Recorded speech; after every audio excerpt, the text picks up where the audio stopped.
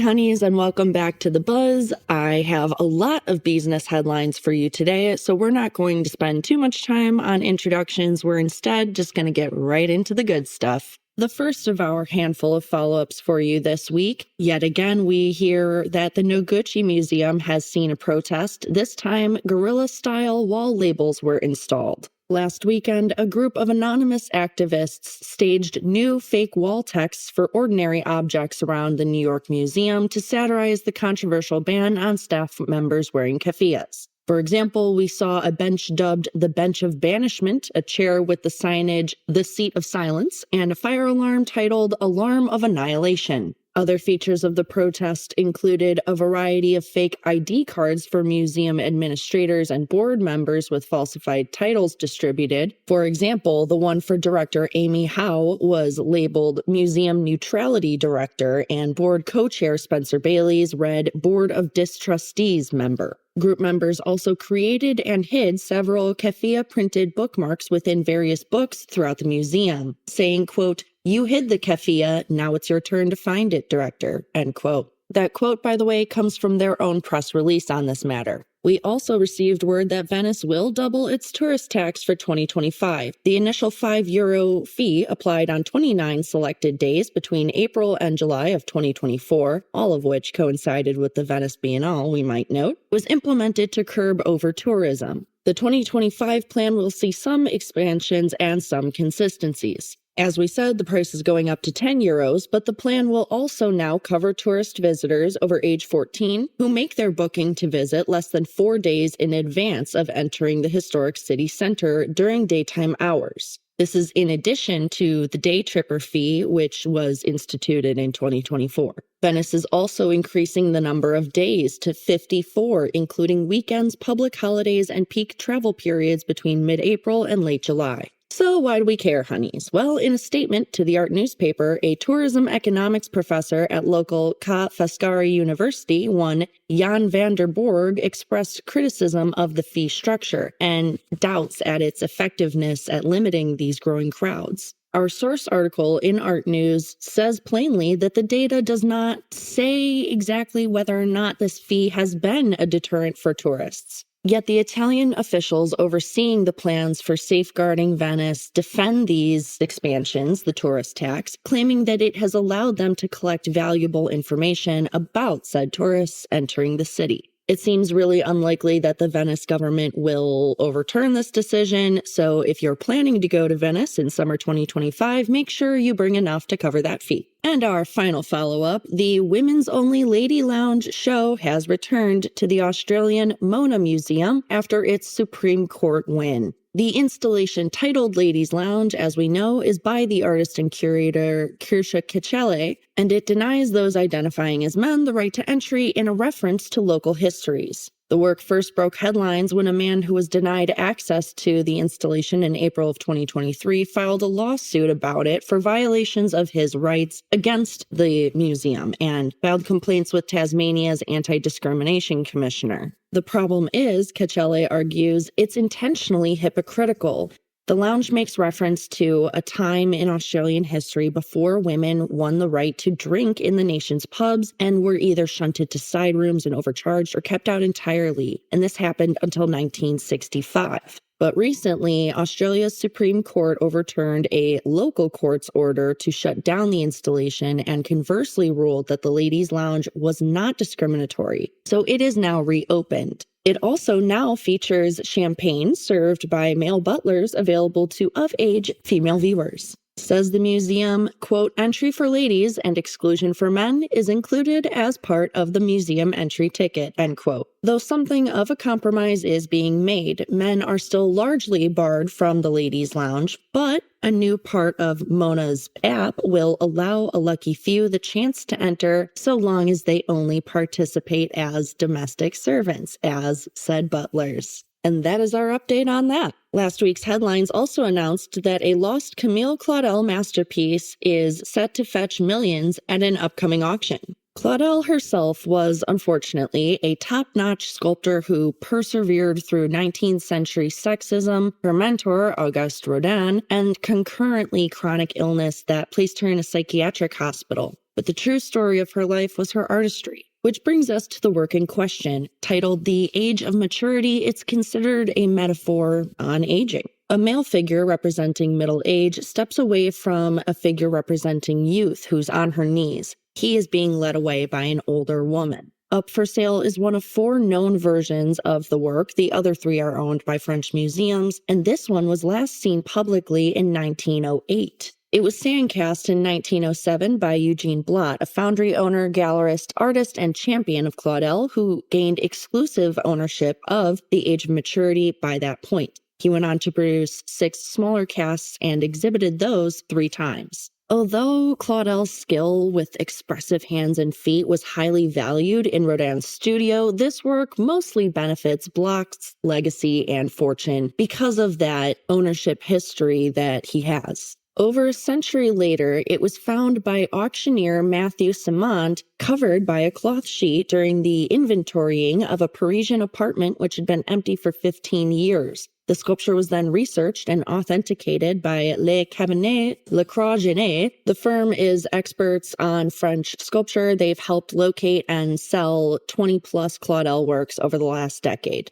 As if this patchy, tangled, and bizarre history of the sculpture wasn't enough of a compelling reason to talk about it, we also care, honeys, because it could set a French record for the artist when it goes up at the Philoquel auction house in Orleans, France, in mid-February of 2025. According to the ArtNet price database, if the high estimate of 1.5 million to 2 million euros or 1.6 million to 2.1 million US dollars is met, the piece will represent the 3rd most expensive Claudel work ever sold at auction. Fairly shocking news came from Sotheby's last week, who laid off 100 staffers after lower results for many of their typically marquee New York auctions. The 100 staff members cut all came from the New York offices. The auction house confirmed to Art News Wednesday that the majority of cuts were back office workers, junior staffers, and specialists in various departments. It seems, however, that further staff cuts and closures at its international offices are planned or already in progress.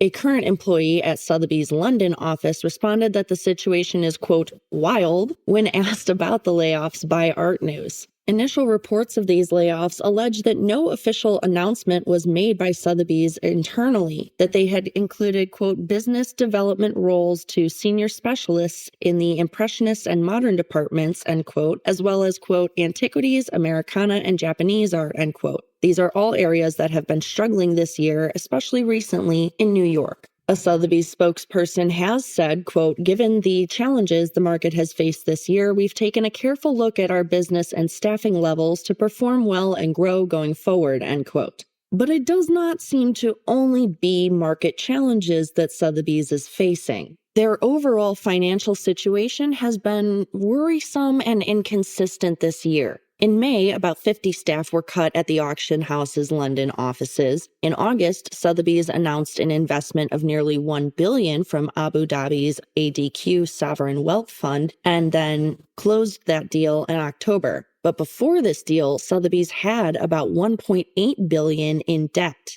And in the midst of that deal, in September, a leaked report detailed an 88% decline in core earnings and a 25% drop in auction sales in the first half of 2024. And just last month in November, they made their 3rd real estate growth move of the year with the purchase of the former Whitney home, the Brewer Building. The other 2 moves were international location openings. So those of us who've been paying attention to these debts, these various openings and moves across the year, have been left wondering really what's going on and what is coming next. I also found it notable, honeys, that the same initial reports allege that staff reductions are taking place at Christie's, which isn't necessarily uncommon at the end of the business year, but it's happening also at an uncommonly large scale, though Christie spokespeople deny this. If it's true that both auction houses are considering such serious layoffs, it's a surefire indicator that the art market is experiencing a serious downsizing. So we will be paying very close attention to what happens through the end of the year here.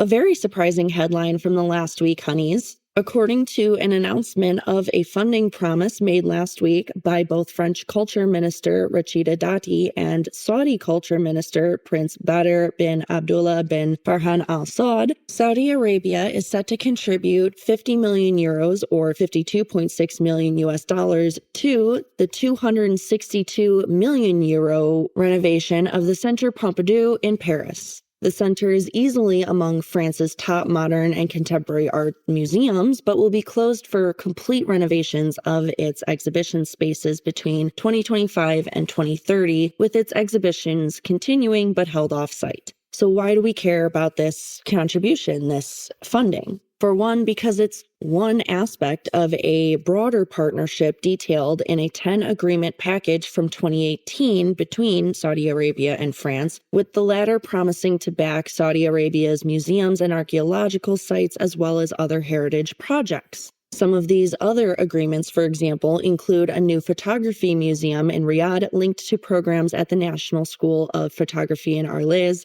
restoring Saudi heritage sites like royal palaces with the assistance of French institutions like the Centre des Monuments Nationaux and OPIC, and other initiatives. The deal goes back even a little further than that, though, to a mutual strategy released in 2016, led by the French Agency for AIUIA Development as part of the country's aims to liberalize its image amid human rights violations, to build its economy in non-oil sectors, and to boost tourism for its 2030 vision plan. There are, of course, pros and cons to these aims. And this is ultimately why I decided to include the story, is because there are, at the end of the day, a lot of ties between economics, art, and politics. Also from last week, a dozen artists have officially accused Thierry Goldberg Gallery of non-payment. The gallery in question is based on the Lower East Side and has debuted top talents like Nadine Pierre, Tishabalala Self, and Louise Fratino since opening in 2007. As for the claims, they come from a dozen aggrieved artists. They say that director Ron Segev violated their consignment agreements by withholding tens of thousands of dollars in payments, plus dozens of artworks between 2021 and 2024. Vittoria Benzine writes for ArtNet that she spoke to 6 of these artists about the situation. All of them told her that they had their first New York solo shows with the gallery after being contacted by it on Instagram. Some had good working relationships in the beginning, which soured. Others claimed they started getting stiffed right away. Benzine writes, quote, only 2 of those 6 artists would go on the record for fear of retribution from director Ron Segev and the wider art world, where handshake agreements and gray areas abound, end quote. As we sometimes like to do with our true crime headlines here, let's do a case study, that of North Carolina-based artist Nicholas Lambelet Coleman. Coleman consigned 4 works to Thierry Goldberg at an art fair in Mexico City in February of 2024. The gallery ended up dropping out of the fair because of costs, but instead of getting all of the works back, Coleman later found out from a collector, not from the gallery, that one of the works had been sold. He then reached out to Segev for payment, which was given, still though the point is he shouldn't have had to ask. In April 2024, Coleman sold 5 works out of a gallery booth show at Expo Chicago with the gallery, and to date has only been paid for 3 of them. He again had to directly ask for some of these payments. We have a similar case with Uganda-based Bwambale Wesley, who shipped 10 works to New York at Segev's request, 4 of which sold with payment arriving scarily slowly. Then comes August of 2024, wherein after several months without a response from Segev, after attempting to confront the director about a non-payment of $7,000, an artist convened the gallery roster in a group chat. The artists got very honest with each other and realized that each one had thought they were the only ones experiencing such behavior. The jig seemed to be up for Segev, especially when artists started requiring payment before shipping. Thierry Goldberg has not answered any requests for comment from press and took down its website and Instagram after the very first press inquiry. The story is mostly a sad one, as these artists have largely given up hope for compensation or for the retrieval of their works, but they say they've learned the value of sticking together and of giving and heeding honest art world advice no matter how competitive the game might get. In many ways a loss, but we can appreciate that silver lining of solidarity. News from the Northwest this week: the Seattle Art Museum security guards have ended their 12-day strike. The two sides reached a tentative agreement on December 11th to end the strike that began November 29th. This adoption of the new contract brings an end to over 2 years of stalled negotiations and the nearly 2-week action. The 59 security guards of SAM's Visitor Service Officer, or VSO, union voted overwhelmingly to ratify their first union contract with the museum. This means a secured raise in base wages from $21 to $24, which will be implemented next month. Plus, they successfully restored pre-pandemic employer 403B retirement contributions to start at 1% and rise to 3% after 3 years. Andy Burke-Bigler, a security guard for over 5 years, said that the union voted to strike in October to push for increased wages, expanded health care benefits, seniority pay, and retirement matching, quote, "When there was no further movement that was going to happen in the bargaining room is when we had to take it to the streets," end quote. Though the union did not get everything it wanted, they still consider this all a win because by the time the wage increase comes into effect in January of 25, wages overall will have increased 37% since the beginning of the organizing in January of 2021. Furthermore, the new contract guarantees equivalent or better health benefits to employees regardless of potential provider switches, but there are no expansions on it for now. Union representatives also reached a union security agreement, making the bargaining union a union shop, meaning that new security hires have to join the union automatically and pay dues. As great as this is for the VSO, the thing I found really important was that SAM's security officers first organized in solidarity with the neighboring unhoused community after the museum planned to install deterrents/barriers to block them from the museum campus back in 2021. At that time, the VSO union's predecessor organization, the SAM Workers Collective, formed to prevent their implementation, gathering 600 petition signatures, yet they failed to stop the plan. And this was the start of the organizing, this solidarity with the community. I thought that was really compelling and all the more reason to celebrate their win. This is atypical for our show, I know, but honeys, I must give a bit of a language warning for our next story here. The name of the performance group, the rock group, it involves a pretty serious cuss. So if you have little ones, please turn their ears away. The headline is as such: a museum showing Pussy Riot artwork has been targeted in apparent vandalism. This happened at an exhibition space for an Austrian contemporary art museum, the OK Center for Contemporary Art in Linz, aka the OK Linz. More specifically, at a Marienkapelle, a long deconsecrated chapel that the museum uses as an exhibition space.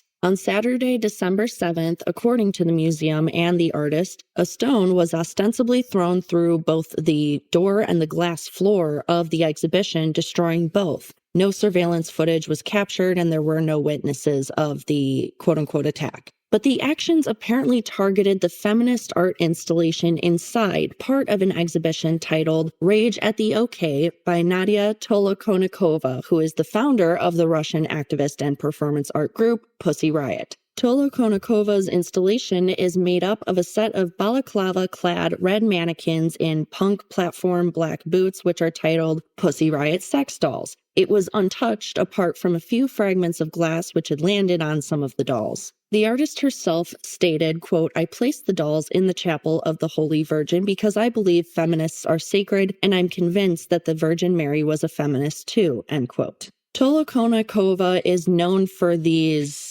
very in-your-face artworks, this very feminist approach. And it's gotten her a history with the Russian government. For example, in November 2023, she was arrested by Russia in absentia for her role in Pussy Riot's piece called Putin's Ashes, a 2022 performance wherein she and 11 other balaclava-wearing women burnt an image of Vladimir Putin and bottled the ashes of the dictator's image. So why do we care about this story aside from the obvious, the destruction part? Well, that it occurred on December 7th, with the holy day known as the Solemnity of the Immaculate Conception of the Blessed Mary celebrated on the 8th. Deconsecrated or not, to do damage to a church site the day before a holy one seems a pretty crazy move. We've also seen a pattern of vandalism, especially in Linns lately, especially when women are portrayed in the artwork. We can look back to a headline from earlier this year wherein a sculpture titled Crowning, included in a show of women artists at Linns Cathedral, was beheaded after conservatives characterized it as blasphemous because it depicts the birth of Christ, which is considered, in their eyes, to be a mystery of the faith and not to be depicted as medically accurate, which the sculpture did.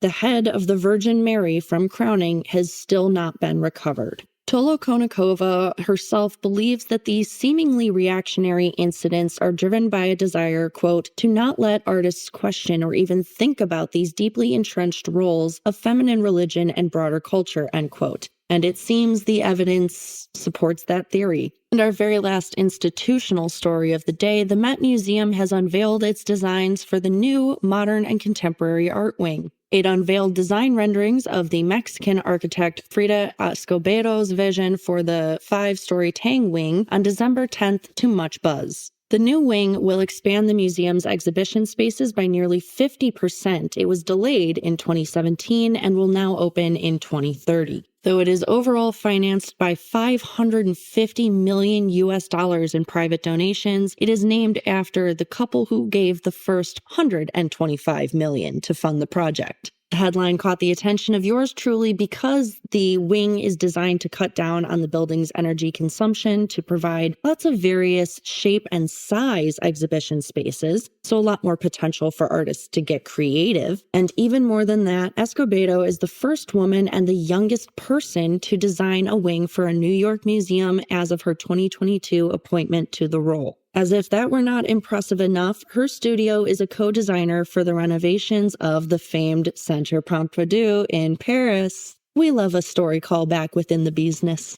And I know we're pretty over time here, honeys, so I will just summarize our discoveries announcements for the week. Unfortunately, all of them were obituaries. We had first one for Samia Osirin Junblat, a Lebanese painter who this year made her Venice Biennale debut. She passed at 80 with no cause given. Osirin Junblat was known for her focus on the space age, the deaths of her mother and brother, and her work of the 60s and 70s, which demonstrate her own studies of modernism as it existed in both Lebanon and the West. We also heard that Laureen O'Grady, a conceptual artist and major critic, passed at 90. Though her Friday death was confirmed by Marianne Ibrahim, an art dealer who represented her, the cause has still not been revealed. Says Hyperallergic of her, quote, she has left an indelible impact across nearly 5 decades of performance, film, photography, collage, and text-based analysis that both contribute to and critique the contemporary art sphere from a Black feminist perspective, end quote. And finally, Nikki Giovanni, the woman known as the Princess of Black Poetry, has passed at 81. She died at a hospital in Virginia December 9th, with her publicist telling local reporters that she passed away after complications related to lung cancer. Giovanni's wife, Virginia Ginny Fowler, was by her side. Giovanni's best-known works largely are made up of her first 3 poetry collections titled Black Feeling, Black Talk of 1968, Black Judgment 1968, and Recreation 1970. And that has been your week in review, your Beesness honeys. I hope you've enjoyed. I hope you are ready for the holidays as they are coming up here. Feel free to, if you're traveling, stock up some of these full-length episodes that we've been dropping and learn a thing or two. Keep yourself occupied on the plane, on the road, wherever you may be. If your family's driving you crazy, take a little sneak away break, pop your AirPods in. Don't forget to participate in our December prize contest on Instagram. It's so easy. Literally just like and comment one post. That's it. In the meantime, hydrate or dihydrate. Take care, and we will talk soon. This podcast is produced, created, hosted, formerly edited, and fact-checked by master's degree holder Celia Bugnout. Chris Meinhold is responsible for our editing, mixing, and our intro and outro music. Special thanks to him for that. And as always, remember to like, subscribe, share, comment, so on all your favorite listening as well as social media channels.